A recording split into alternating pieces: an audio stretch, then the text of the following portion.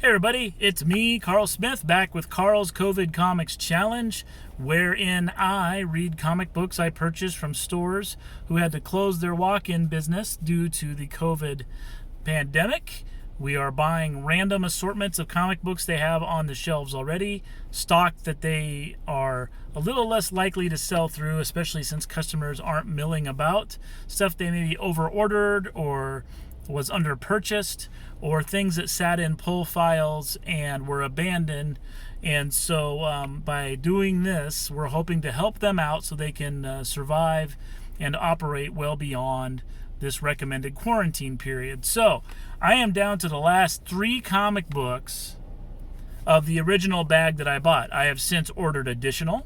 I have driven through Legend and bought a second pile, so I will have comic books coming out of my ears over the next week, but I intend to continue to read them and do these videos until this all is over and until everybody's back on their feet. It's fun for me, hopefully it's fun for you, and I hope it's encouraging you to support your local businesses, especially your local bookstores, comic book stores, and so on.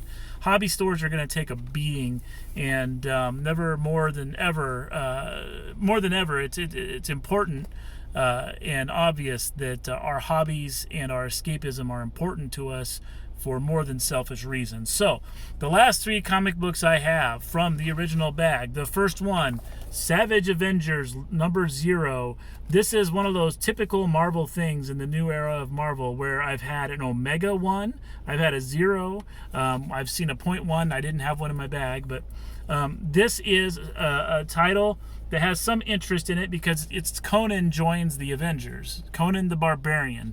The minute they got Conan's license back at Marvel, I knew this is what was going to happen. I was skeptical about it. I've heard good things, which makes me confused in my tummy region, but this does not help sell me on the idea. And the reason why is, other than a very brief wraparound story, this is reprints of classic X-Men stories in the Chris Claremont era pertaining to Caliban and some other nonsense. So there is a lot of absolute craziness happening inside of here of that particular era of X-Men's flavor, and I don't love it. I've never have really got into it. I've tried to be an X guy. My favorite X-Men's ever, I think, was Brian Michael Bendis here recently when they split into the 2 teams, and Scott Summers kind of had his own team, and that's when Gold Balls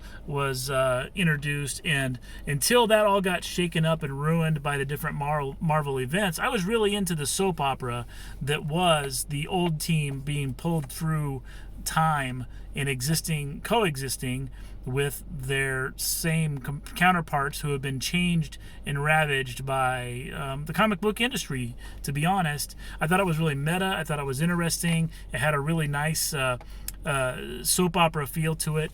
Chris Claremont has soap opera feel to it, but it's twisted. This is like True Blood, versus All My Children. So, not a big fan. It was a bait and switch. I basically bought a classic X-Men issue, and I didn't enjoy it. As far as like a ranking goes, I mean, I can't help but give this like a 3 out of 5 because, that classic X-Men stuff is solid if you're into it. And, for what they're charging for this, $4.99 for basically a 2.5 reprints and then a wraparound story that has some great art, although it looks like it was done kind of hastily. But it's a decent episode. It was, again, a bait and switch, obviously a money grab of some sort for those. That probably plays into the greater part of what's going on in Savage Avengers, but it in no way makes me want to check it out because I would have passed on it had I known, and if I would have been buying these off the shelf. The next one, Batman Pennyworth R.I.P. This is a weird deal. This is like several different artists telling a story of what happens to the Bat family after Alfred has passed away, and I really don't know what the status quo is that led up into this. It was interesting. I think it was like appropriately appropriately somber. I thought there were some interesting story notes, but it was super boring for me. I just don't have a Batman bone in my body anymore. I've reached maximum Batman. I can't handle it. And I'll go a step further and say the two least interesting things about Batman to me are the Bat family and Batman's relationship with them, and Bruce Wayne.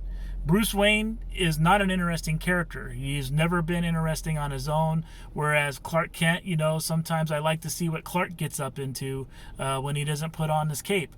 But Bruce Wayne, I could care less, and he just seems like rich douchebag, and maybe that's by design, but he never quite had that appeal, that sort of broken winged angel that Tony Stark was. Tony Stark does everything Bruce Wayne should do, but 1,000 times better as a character, and I just don't have any love. There was a little bit of Batman in here doing Batman stuff, not nearly enough for it to be interesting, and even if it was, I just don't have any room in my heart for Batman. This is a 3 out of 5. I think this was a good investment if you like Batman.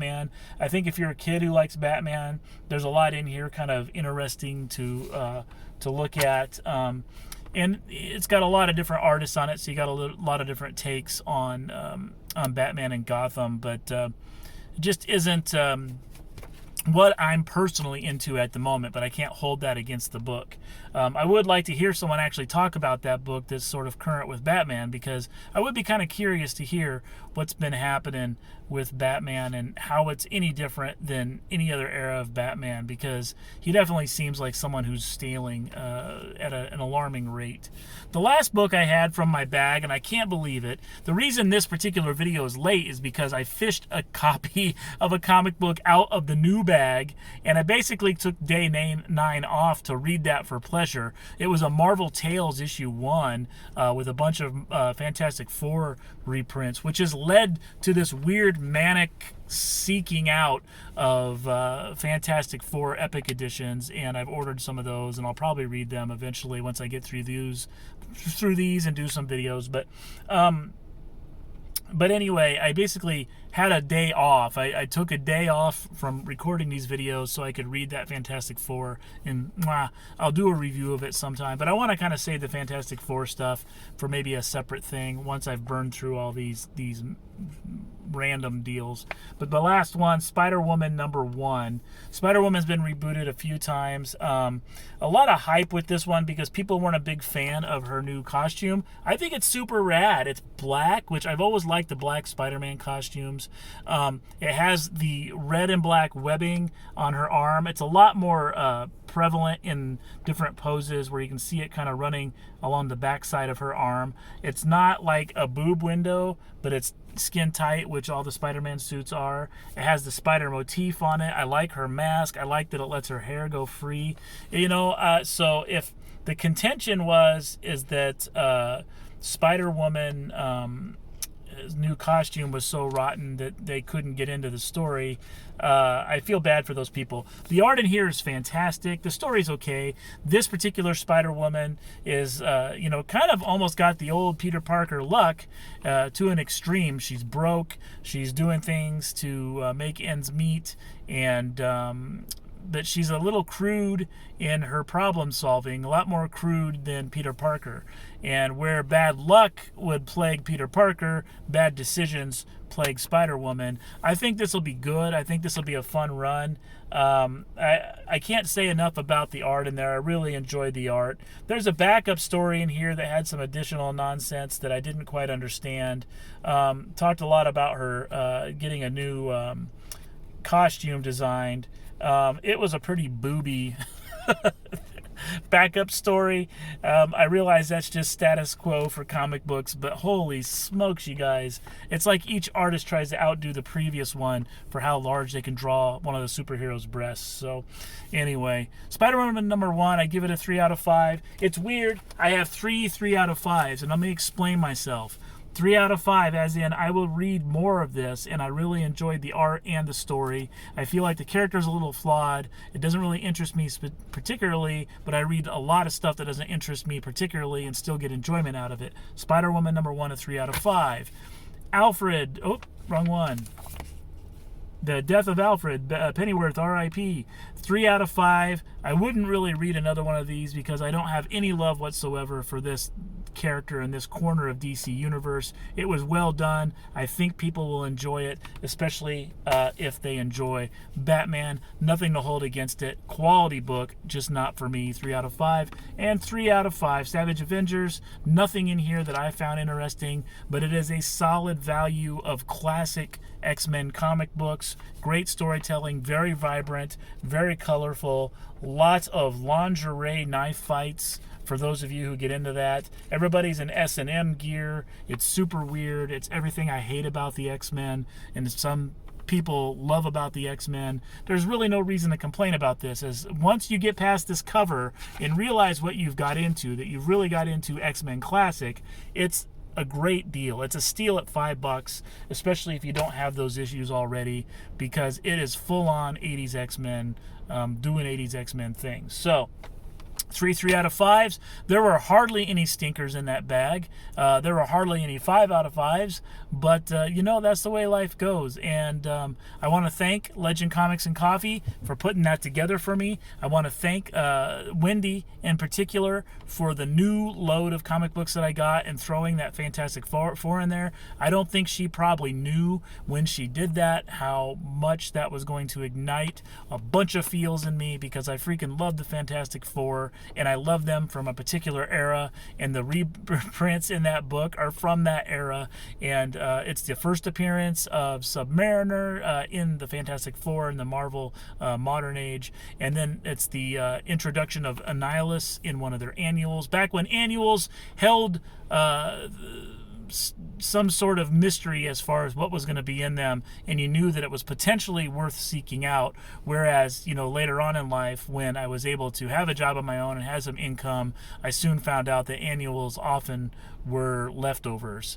But there was this beautiful time in the 70s when Fantastic Four annuals, and even the late 60s, had content in them that would be part of the canon and part of the mythos that was important, and you wouldn't want to miss out on them. So until next time, guys, support your local comic book stores. Thanks for sticking with me through that entire pile.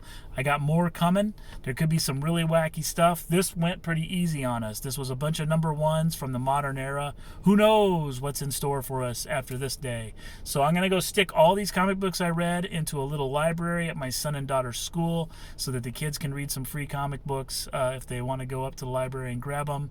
And that's it. That's what this challenge is all about. We're going to keep rolling because last I heard we may be here till the end of April. So love everybody. Stay healthy. Stay happy. Try to find something to keep you sane.